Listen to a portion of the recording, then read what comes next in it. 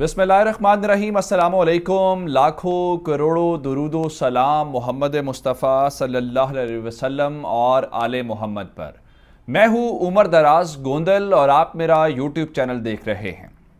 पाकिस्तान का जो सबसे बड़ा तनाज़ा इस वक्त है वो अफ़गानिस्तान की सरजमीन के ऊपर मौजूद वो लोग हैं जो TTP से ताल्लुक़ रखते हैं और वहाँ से वो पाकिस्तान में आके हमले करते हैं। दूसरा मामला पाकिस्तान का जो इस वक्त हमें दिखाई देता है वो ड्यूरेंट लाइन का है। और फिर इन सारी चीज़ों से जुड़ा हुआ जो अगला मामला है, हम आपको बहुत बार बता चुके हैं कि नामालूम अफराद कार्रवाइयाँ करते हैं और कभी दाइश का कोई सरबराह मारा जाता है, कभी तालिबान का कोई सरबराह जो उसका निशाना बन जाता है, कभी कोई राइट हैंड, कभी कोई लेफ्ट हैंड। तो अब पाकिस्तान ये चाहता है कि अब इसको ऑफिशियली जो है पाकिस्तान कार्रवाई भी करे, पाकिस्तान उस कार्रवाई को ऑन भी करे और पाकिस्तान जो है अपने टारगेट के ऊपर दीदा दलेरी के साथ कार्रवाई करे। अब यह है असल मामला।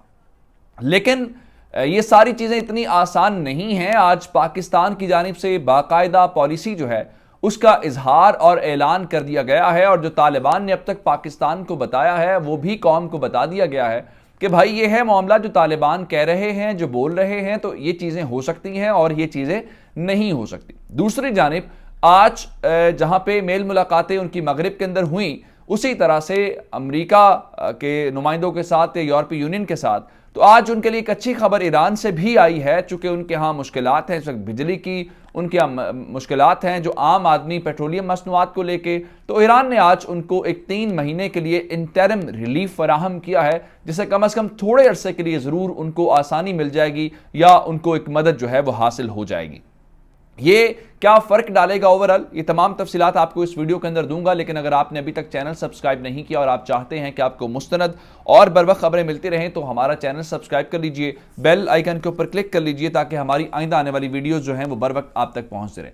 अब मामला ये है कि जब दोहा डील हुई जिसके अंदर अमरीका खुद शामिल था और उस डील के अंदर तालिबान ने यह दुनिया को जबान दी थी कि उनकी सरजमीन किसी भी मुल्क के खिलाफ इस्तेमाल नहीं होगी, चाहे वो पाकिस्तान हो चाहे वो कोई और मुल्क हो, और ना ही किसी दहशतगर्द ग्रुप को यहां पे पनपने का मौका दिया जाएगा। और हम इसके ऊपर, उनकी बात के ऊपर जो है वो यकीन करके बैठे रहे कि बिल्कुल ऐसा ही है।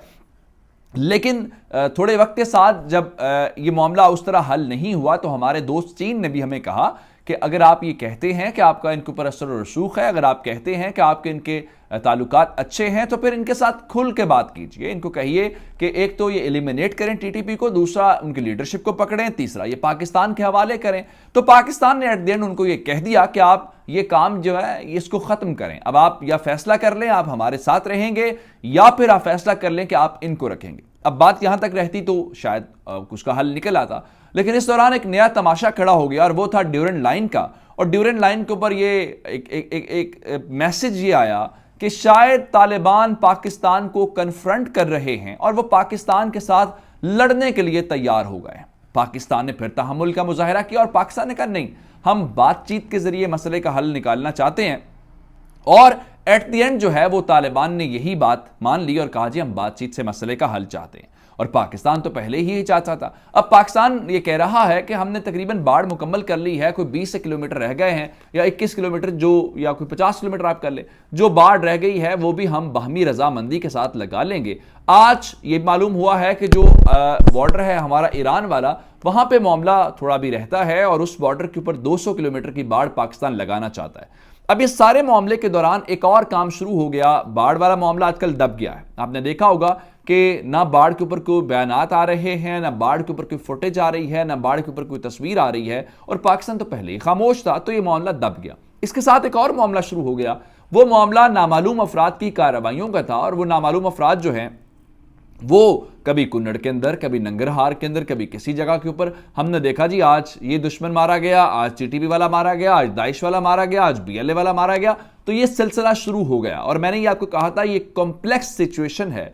जो मारे जाने वाले हैं उनका मालूम हो रहा है, कौन मार रहा है ये किसी को मालूम नहीं है। जिनकी सरजमीन के ऊपर मारा जा रहा है वो भी खामोश हैं, क्योंकि वो कह नहीं सकते, ना मारने वाले को रोक सकते हैं, वो कहेगा कि आपने इनको रखा क्यों है। और जो मारे जा रहे हैं ना उनको एक्नॉलेज कर सकते हैं, क्योंकि वो तो कह चुके हैं कि हम अपनी सरजमीन इस्तेमाल नहीं करने देंगे। तो उसके बाद अब इस वक्त जो सूरत हाल है, आज पाकिस्तान के जो इंटीरियर मिनिस्टर हैं, मैं उनकी तकरीर पर जाने से पहले आपको खबर देता हूं, फिर उस तफसील की तरफ चले जाते हैं कि पाकिस्तान ने बाकायदा अफगान हुकूमत से ड्रोन हमले करने की इजाजत मांग ली है कि अब बात नामालूम अफराद के ऊपर नहीं होगी, अब बात गुमनाम हीरोज के ऊपर नहीं होगी। अब हम चाहते ये हैं कि आप हमारे हवाले करें ये पूरे का पूरा सिलसिला, और हम पब्लिकली ये ऐलान किया करें कि हमने ड्रोन हमला किया है, हमने इसको टारगेट किया। इसके ऊपर जो उनकी रिस्पॉन्स है वो बताने से पहले मैं आपको आज सेनेट के हवाले से बताना चाहता हूं। आज पाकिस्तान का जो अपर हाउस है वहां पे पाकिस्तान के इंटीरियर मिनिस्टर शेख रशीद को बुलाया गया था। उनसे ये पूछा गया कि आप ये बताएं, आप कहते हैं कि वो सरजमीन हमारे खिलाफ इस्तेमाल नहीं होने देंगे, वो कहते हैं कि दहशतगर्दी के वाकयात बढ़ गए हैं। तो उन्होंने इस बात को माना, ये बात दुरुस्त है कि 15 अगस्त के बाद पाकिस्तान के अंदर दहशतगर्दी के वाकयात के अंदर इजाफा हुआ है। लेकिन उन्होंने बताया कि पिंडी इस्लामाबाद के अंदर जो 10 पुलिस वाले हैं उनको टारगेट किया गया, और उसके पीछे इंडियन एजेंसी रॉ के सबूत आए हैं। और वो किस तरह से कर रहे हैं, क्योंकि टीटीपी वाला तो बॉर्डर तो हम कह रहे हैं हमने बाढ़ लगा दिया। तो उन्होंने बताया जो मकामी तौर पर क्रिमिनल्स हैं, जो जराइम पेशा अफराद हैं, उनको इस्तेमाल किया जा रहा है सारे खेल के अंदर। अब असल बात वो आ गया टीटीपी वाले मामले के ऊपर। चूंकि उन्होंने पहले ये बताया था कि टीटीपी के साथ पाकिस्तान बराह रास्त बातचीत नहीं कर रहा, बल्कि तालिबान बातचीत कर रहे हैं और कम्युनिकेट करते हैं, तो उनकी जो सख्त शराइत हैं वो हम नहीं मान सकते। अब उनसे ये कहा गया कि आप ये बताएं कि आपको तालिबान टीटीपी के ऊपर कह क्या रहे हैं। तो आज पाकिस्तान की हुकूमत ने असेंबली के अंदर बाकायदा तौर पर बताया है कि अफगानिस्तान के तालिबान इतने खुल के नहीं इस मामले के ऊपर हमारे साथ, और ना वो खुल के कोई इनके खिलाफ कार्रवाई करेंगे। जो हम आपको कहते रहे हैं कि अगर आप ये कहते हैं कि ये हमारा हिस्सा नहीं है तो आप इनके खिलाफ कार्रवाई क्यों नहीं करते। मैं चंद पॉइंट्स के साथ आपके साथ जाना चाहता हूं। उन्होंने कहा जी हम ये समझते हैं कि काफी अरसे से 20 साल जो हमने अमेरिका के खिलाफ जंग लड़ी है, तो इन्होंने उस जंग के अंदर हमारा साथ दिया है।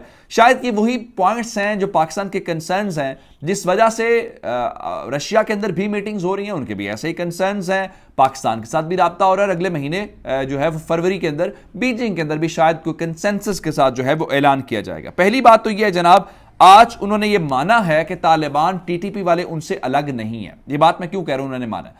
उन्होंने कहा है कि पिछले 20 साल से हमारे शाना बशाना इन्होंने जंग लड़ी है, और ज़बीउल्लाह मुजाहिद साहब ने, अगर आपको याद हो, तो कहा था कि ये तालिबान का हिस्सा नहीं है, ना हम इनको मानते हैं। तो आज जब शेख रशीद ये कह रहे थे कि जनाब इन्होंने 20 साल हमारा साथ दिया है, तो उसका मतलब ये हुआ कि आज तालिबान हमें ये कह रहे हैं कि अमेरिका के खिलाफ लड़ाई में इन्होंने हमारा साथ दिया है, तो हम इनको पनाह देके इनका कर्ज चुकाना चाहते हैं। शायद हमें तो यही समझ आई है। दूसरी बात, इन्होंने कहा जी पाकिस्तान को कि हमारी सरजमीन आपके खिलाफ इस्तेमाल नहीं होगी। हम मान लेते हैं जी आपकी सरजमीन हमारे खिलाफ इस्तेमाल नहीं होगी, आप हमें सिर्फ ये बता दें कि जो लोग इस्तेमाल कर रहे हैं या जिन्होंने 15 अगस्त से अब तक इस्तेमाल की है, आपने उनके खिलाफ क्या कार्रवाई की है, और आपने कितनी गिरफ्तारियां की हैं, कितने वो लोग हैं जिनको अरेस्ट करके आपने पाकिस्तान के हैंड ओवर किया है। फिर एक और जो मज़हका खेज बात आज शेख रशीद साहब ने बताया, उनको कोट करके, कि वो कहते हैं जनाब ठीक है ये आपके खिलाफ सरजमीन इस्तेमाल नहीं होगी, हम इनको दूर दराज इलाकों के अंदर मुंतकिल कर देते हैं। भाई अगर वो